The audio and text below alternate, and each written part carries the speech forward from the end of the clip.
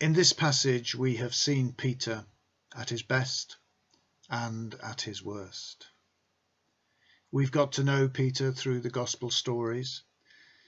He's the one who's always getting into trouble. He's the hasty and impetuous one, always diving into the situation, almost literally when Jesus walks on the water. Peter can't keep quiet when something comes to it. He says what he thinks. This can lead to blinding insight and also to big blunders.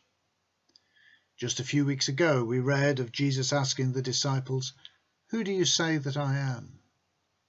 Peter jumps to the truth. He says, "You are the Messiah." But when Jesus says that means he must die, Peter says, "No, Lord, that can never happen." But his intended word of comfort and loyalty is rebuffed by Jesus, and not in a mild way either. He says, "Get thee behind me, Satan." From the high to the low, Peter's human loyalty to Jesus was getting in the way. The purposes of God can only be achieved in God's way. And so it is here. Jesus has asked the soldiers to take just him and let the others go. But Peter dives in to defend his leader and strikes the high priest's slave and cuts off his ear. Jesus rebukes him again. The purposes of God can only be achieved in God's way.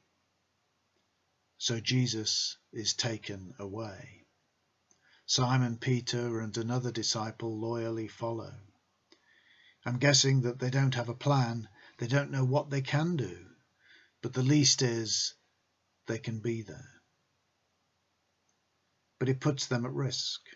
They're obviously not the usual hangers-on at the high priest's house.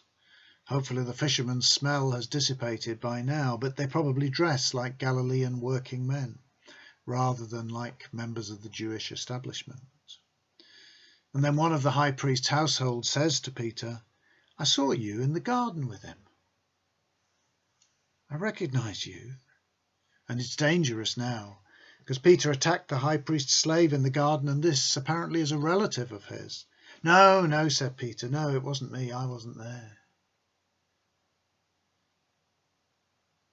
Peter has let Jesus down. He did his human best. He was loyal. At least he was there for him. But he denied Jesus, just as Jesus knew he would. Human strength alone is not enough.